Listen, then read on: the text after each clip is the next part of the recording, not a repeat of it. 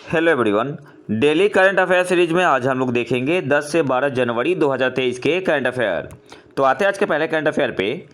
PM Modi किस राज्य में 26वें राष्ट्रीय युवा महोत्सव नेशनल यूथ फेस्टिवल का उद्घाटन करेंगे?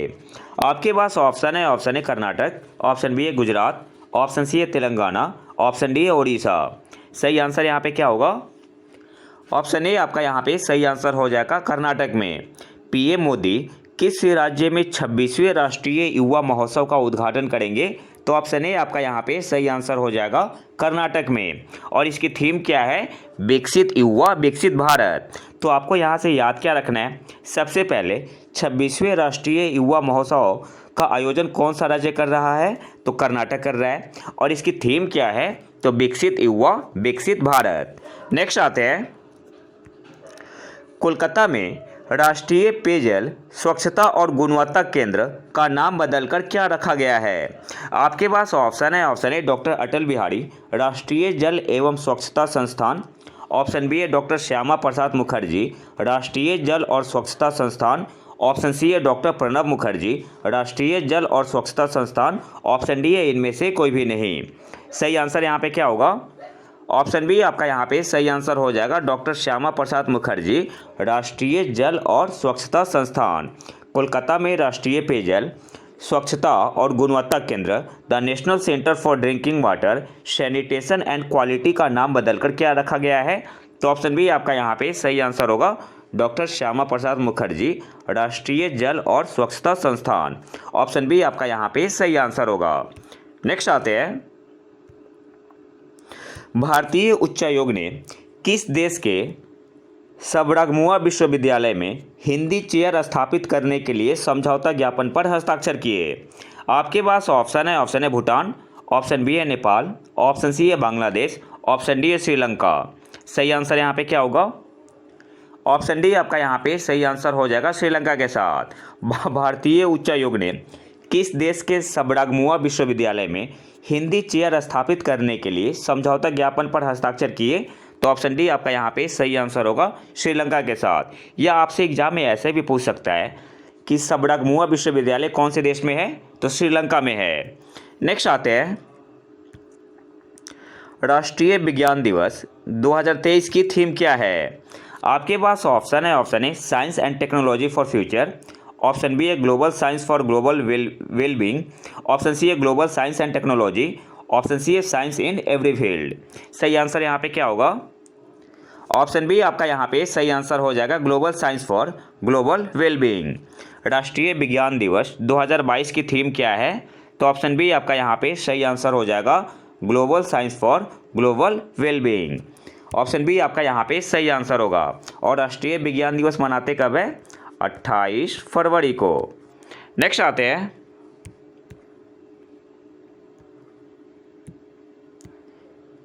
यंग प्रोफेशनल्स स्कीम के लिए भारत और किस देश ने पत्रों पर हस्ताक्षर और आदान प्रदान किए? आपके पास ऑप्शन है यूएसए ने, ऑप्शन बी है नेपाल, ऑप्शन सी है UK great Britain, option D है बांग्लादेश। सही आंसर यहाँ पे क्या होगा? ऑप्शन सी आपका यहाँ पे सही आंसर हो जाएगा यूके या great Britain. Young professionals scheme के लिए भारत और किस देश ने पत्रों पर हस्ताक्षर और आदान प्रदान किए? तो ऑप्शन सी आपका यहाँ पे सही आंसर होगा भारत और यूके ने। नेक्स्ट आते हैं, विश्व हिंदी दिवस किस दिन मनाया जाता है? आपके पास ऑप्शन है 10 जनवरी, ऑप्शन बी है 15 जनवरी, ऑप्शन सी है 12 जनवरी, ऑप्शन डी है 9 जनवरी। सही आंसर यहाँ पे क्या होगा? ऑप्शन ए आपका यहाँ पे सही आंसर हो जाएगा 10 जनवरी को। विश्व हिंदी दिवस किस दिन मनाया जाता है? तो ऑप्शन ए आपका यहाँ पे सही आंसर होगा 10 जनवरी को। और इस बार की इसकी थीम क्या है? Hindi traditional knowledge to artificial intelligence. World Hindi day 2022 की थीम क्या है? Traditional knowledge to artificial intelligence. और राष्ट्रीय हिंदी दिवस कब मनाते हैं? राष्ट्रीय हिंदी दिवस नेशनल हिंदी डे कब मनाते हैं? 14 सितंबर को। तो आपको यहाँ से याद क्या रखना है? विश्व हिंदी दिवस वर्ल्ड हिंदी डे किस दिन मनाया जाता है? तो 10 जनवरी को। और इस बार की इसकी थीम क्या है? Traditional knowledge to artificial intelligence. Next आते हैं, कौन सा केंद्रीय मंत्रालय स्टार्टअप इंडिया इनोवेशन वीक का आयोजन कर रहा है? आपके पास ऑप्शन है, option A MSME, option B है वाणिज्य और उद्योग मंत्रालय, ऑप्शन सी है रक्षा मंत्रालय, ऑप्शन डी है मानव संसाधन विकास मंत्रालय। सही आंसर क्या होगा? तो ऑप्शन बी आपका यहाँ पे सही आंसर हो जाएगा, वाणिज्य और उद्योग मंत्रालय। कौन सा केंद्रीय मंत्रालय स्टार्टअप इंडिया इनोवेशन वीक का आयोजन कर रहा है? तो ऑप्शन बी आपका यहाँ पे सही आंसर होगा, वाणिज्य और उद्योग मंत्रालय। और करवाता कौन है? DPIIT, जो कौन से मंत्रालय के अंदर आती है? वाणिज्य और उद्योग मंत्रालय के अंदर। आपसे एग्जाम में मिनिस्ट्री का नाम ना पूछ के किसी संस्था का नाम पूछ सकता है और ऑप्शन में दे देगा DPIIT। ठीक है, नेक्स्ट आते हैं, टाइटल 42 क्या है? आपके पास ऑप्शन है, ऑप्शन है हॉलीवुड फिल्म, ऑप्शन बी है कोरोना वैक्सीन, ऑप्शन सी है सबसे बड़ा नदी पुल, ऑप्शन डी है आप्रवासन नीति, इमिग्रेशन पॉलिसी। सही आंसर यहाँ पे क्या होगा? तो ऑप्शन डी आपका यहाँ पे सही आंसर हो जाएगा, आप्रवासन नीति। टाइटल 42 क्या है? तो इमिग्रेशन पॉलिसी है, आप्रवासन नीति है। अब इसके बारे में थोड़ा डिटेल में देख लेते हैं। मार्च 2020 में क्या हुआ था? कोविड-19 महामारी की शुरुआत में उस समय अमेरिका के राष्ट्रपति कौन थे? Donald Trump. तो कोविड-19 महामारी की शुरुआत में मार्च 2020 में अमेरिकी स्वास्थ्य अधिकारियों ने टाइटल 42 जारी किया ताकि सीमा एजेंटों को यूएस मैक्सिको सीमा पार करने वाले प्रवासियों को तेज़ी से मैक्सिको या अन्य देशों में वापस भेजने की अनुमति मिल सके। तो ये था टाइटल 42। अच्छा, अभी न्यूज़ में क्यों है?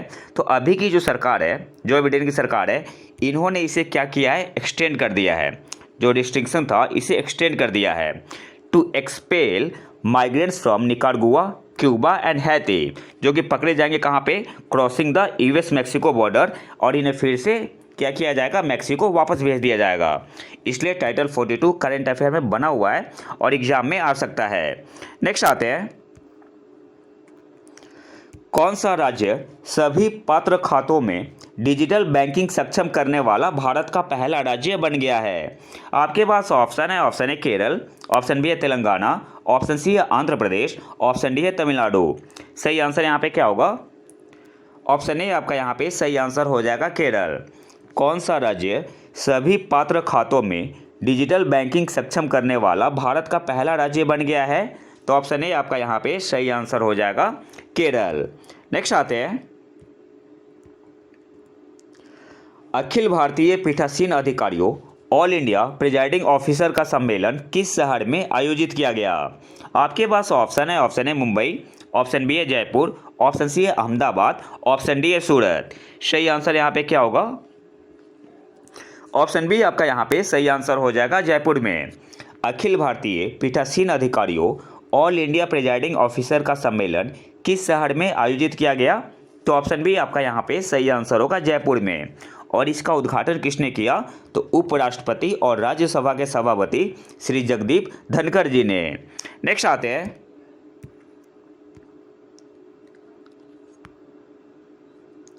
सड़क परिवहन और राजमार्ग मंत्रालय भारत सरकार कब से कब तक सड़क सुरक्षा सप्ताह मना रही है? आपके पास ऑप्शन है, ऑप्शन है 13 से 19 जनवरी 2023 तक, 15 से 21 जनवरी 2023, ऑप्शन सी है 11 से 17 जनवरी 2023, ऑप्शन डी है इनमें से कोई भी नहीं। सही आंसर यहाँ पे क्या होगा? ऑप्शन सी आपका यहाँ पे सही आंसर हो जाएगा, 11 से 17 जनवरी 2023 तक। सड़क परिवहन और राजमार्ग मंत्रालय कब से कब तक सड़क सुरक्षा सप्ताह मना रही है? तो ऑप्शन सी आपका यहाँ पे सही आंसर हो जाएगा, 11 जनवरी से 17 जनवरी 2023 तक। नेक्स्ट आते हैं, पृथ्वी 2 किस प्रकार की मिसाइल है? आपके पास ऑप्शन है, option A surface to air missile, option B है air to air missile, option C है surface to surface short range ballistic missile, option D है एंटी टैंक मिसाइल। सही आंसर यहाँ पे क्या होगा? तो ऑप्शन सी आपका यहाँ पे सही आंसर हो जाएगा, surface to surface short range ballistic missile है। अच्छा, न्यूज़ में क्यों बना हुआ है? तो DRDO ने उड़ीसा तट से शॉर्ट रेंज बैलिस्टिक मिसाइल पृथ्वी 2 का परीक्षण किया है। तो यहाँ से आपको याद क्या रखना है? पृथ्वी 2 किस प्रकार की मिसाइल है? तो surface to surface short range ballistic missile है। नेक्स्ट आते हैं, किस देश के पूर्व और अंतिम राजा कॉन्स्टेंटाइन का 82 वर्ष की आयु में निधन हो गया? आपके पास ऑप्शन है, ऑप्शन ए यूनान, ऑप्शन बी है इथोपिया, ऑप्शन सी है भूटान, ऑप्शन डी है थाईलैंड। सही आंसर यहाँ पे क्या होगा? ऑप्शन ए आपका यहाँ पे सही आंसर हो जाएगा यूनान। किस देश के पूर्व और अंतिम राजा कॉन्स्टेंटाइन का 82 वर्ष की आयु में निधन हो गया? तो ऑप्शन ए आपका यहाँ पे सही आंसर हो जाएगा ग्रीस, जिसे हिंदी में यूनान बोलते हैं। नेक्स्ट आते हैं, किस राज्य सरकार के उद्यम परियोजना वर्ष ईयर ऑफ इंटरप्राइज प्रोजेक्ट को सर्वोत्तम अभ्यास मॉडल के रूप में चुना गया है? आपके पास ऑप्शन है, option A Telangana, option B है आंध्र प्रदेश, ऑप्शन सी है तमिलनाडु, ऑप्शन डी है केरल। सही आंसर यहाँ पे क्या होगा? ऑप्शन डी आपका यहाँ पे सही आंसर हो जाएगा केरल। किस राज्य सरकार के उद्यम परियोजना वर्ष को सर्वोत्तम अभ्यास मॉडल के रूप में चुना गया है? तो ऑप्शन डी आपका यहाँ पे सही आंसर हो जाएगा केरल। नेक्स्ट आते हैं, 80वें गोल्डन ग्लोब अवार्ड्स में RRR फिल्म के गाने नातू नातू ने सर्वश्रेष्ठ मूल गीत बेस्ट ओरिजिनल सॉन्ग का पुरस्कार जीता। RRR फिल्म के निर्देशक कौन है? आपके पास ऑप्शन है, option A SS Rajamouli, option B है मणिरत्नम, ऑप्शन सी है कमल हसन, ऑप्शन डी है इनमें से कोई भी नहीं। सही आंसर यहाँ पे क्या होगा? ऑप्शन ए आपका यहाँ पे सही आंसर हो जाएगा SS राजामौली। 80वें गोल्डन ग्लोब अवार्ड्स में RRR फिल्म के गाने नातू नातू ने बेस्ट ओरिजिनल सॉन्ग का पुरस्कार जीता। RRR फिल्म के निर्देशक कौन है, डायरेक्टर कौन है? तो ऑप्शन ए आपका यहाँ पे सही आंसर होगा SS राजामौली। और आपको यहाँ से याद क्या रखना है, 80वें गोल्डन ग्लोब अवार्ड्स में best motion picture drama category में किसे मिला है अवार्ड? तो आंसर क्या होगा? द फैबलमैन्स को। और बेस्ट मोशन पिक्चर म्यूजिकल या कॉमेडी के कैटेगरी में किसे मिला है? तो आंसर होगा द बंसीज ऑफ इनसरीन। यहाँ से आप इसका स्क्रीनशॉट ले सकते हैं। 80वें गोल्डन ग्लोब अवार्ड्स में best motion picture drama category में किसे मिला है विनर का अवार्ड? तो द फैबलमैन्स को। और बेस्ट मोशन पिक्चर म्यूजिकल या कॉमेडी के कैटेगरी में मिला है द बंसीज ऑफ इनसरीन। तो आपको यहाँ से याद क्या रखना है? सबसे पहले जो इम्पोर्टेंट है, बेस्ट ओरिजिनल सॉन्ग का पुरस्कार किसने जीता है? तो RRR फिल्म के गाने नातू नातू ने, और ये हमारे लिए प्राउड की बात है। इसके अलावा best motion picture drama category में किसे मिला है अवार्ड? द फैबलमैन्स को। और बेस्ट मोशन पिक्चर म्यूजिकल या कॉमेडी के कैटेगरी में किसे मिला है? The Banshees of Inisherin. Next आते हैं, हेले पासपोर्ट इंडेक्स 2023 में भारत कौन से स्थान पर है? आपके पास ऑप्शन है, ऑप्शन ए 89, ऑप्शन बी है 85, ऑप्शन सी है 75, ऑप्शन डी है 90। सही आंसर यहाँ पे क्या होगा? तो ऑप्शन बी आपका यहाँ पे सही आंसर हो जाएगा 85। हेनले पासपोर्ट इंडेक्स 2023 में भारत कौन से स्थान पर है? तो ऑप्शन बी आपका यहाँ पे सही आंसर हो जाएगा 85। Indian passport 85th most powerful in the world climbs, यहाँ पे क्लाइम्स नहीं होगा, यहाँ पे स्लिप होगा, स्लिप टू स्पॉट्स फ्रॉम 2022। 2022 में इंडिया की रैंक कितनी थी? हेनले पासपोर्ट इंडेक्स 2022 में इंडिया की रैंक थी 83, तो 2 स्टेप और गिर गया है। और 2023 में कितनी रैंक है? 85 है। और टॉप पे कौन है? तो टॉप पे जापान है, इसके बाद है साउथ कोरिया और सिंगापुर। तो आपको यहाँ से याद क्या रखना है? हेनले पासपोर्ट इंडेक्स 2023 में भारत की रैंक क्या है? तो 85 है। 2022 में कितनी थी? तो 83 थी, टू स्टेप डाउन हो गया इंडिया। और टॉप पे कौन है? टॉप पे जापान है, और जापान के बाद है साउथ कोरिया और सिंगापुर। नेक्स्ट आते हैं, NSO के पहले अग्रिम अनुमानों के अनुसार 2022-23 में भारत की अनुमानित GDP वृद्धि कितनी है? आपके पास ऑप्शन है, ऑप्शन ए 8%, ऑप्शन बी है 6%, ऑप्शन सी है 7%, ऑप्शन डी है 5.5%। सही आंसर यहाँ पे क्या होगा? ऑप्शन सी आपका यहाँ पे सही आंसर हो जाएगा 7%। NSO के पहले अग्रिम अनुमानों के अनुसार 2022-23 में भारत की अनुमानित GDP वृद्धि कितनी है? तो ऑप्शन सी आपका यहाँ पे सही आंसर हो जाएगा 7%। नेक्स्ट आते हैं, यहाँ पे डिटेल गिवन है, जब मैं आपको PDF दूंगा तो आप वहाँ से डिटेल में देख सकते हैं। खबरों में रहा कि लावा ज्वालामुखी किस देश में स्थित है? अब इसको जैसे भी आप प्रोनाउंस करो। आपके पास ऑप्शन है, option A USA, option B है इंडोनेशिया, ऑप्शन सी है मालदीव, ऑप्शन डी है इटली। सही आंसर यहाँ पे क्या होगा? ऑप्शन ए आपका यहाँ पे सही आंसर हो जाएगा USA। और क्या है? एक एक्टिव ज्वालामुखी है, एक्टिव वोल्केनो है। किलाउआ ज्वालामुखी किस देश में स्थित है? तो यूएसए में, और यूएसए में कहाँ? अमेरिका के हवाई राज्य में। नेक्स्ट आते हैं, किस राज्य ने उद्यमियों के लिए व्हाट्सएप का उपयोग करके शिकायतें दर्ज करने की सुविधा शुरू की है? आपके पास ऑप्शन है उड़ीसा, ऑप्शन बी है केरल, ऑप्शन सी है बिहार, ऑप्शन डी है असम। सही आंसर यहाँ पे क्या होगा? तो ऑप्शन बी आपका यहाँ पे सही आंसर हो जाएगा, केरल। किस राज्य ने उद्यमियों के लिए व्हाट्सएप का उपयोग करके शिकायतें दर्ज करने की सुविधा शुरू की है? तो ऑप्शन बी आपका यहाँ पे सही आंसर हो जाएगा, केरल सरकार ने। और आज के आखिरी करंट अफेयर पे आते हैं, हाल ही में लॉन्च किए गए आमंत्रण पोर्टल का उद्देश्य क्या है? आपके पास ऑप्शन है शिकायत निवारण, ऑप्शन बी है चुनावी बॉन्ड जारी करना, ऑप्शन सी है निमंत्रण प्रबंधन, ऑप्शन डी है इनमें से कोई भी नहीं। तो सही आंसर यहाँ पे क्या होगा? ऑप्शन सी आपका यहाँ पे सही आंसर हो जाएगा, निमंत्रण प्रबंधन, इनविटेशन मैनेजमेंट। हाल ही में लॉन्च किए गए आमंत्रण पोर्टल का उद्देश्य क्या है? तो ऑप्शन सी आपका यहाँ पे सही आंसर होगा, इनविटेशन मैनेजमेंट। हिंदी में क्या बोलेंगे? निमंत्रण प्रबंधन। अच्छा, इंग्लिश में क्यों है? तो इस बार रिपब्लिक डे पे जो पास मिलता है इसको इशू किया जाएगा थ्रू आमंत्रण इनविटेशन मैनेजमेंट पोर्टल से। तो ये तो था हमारा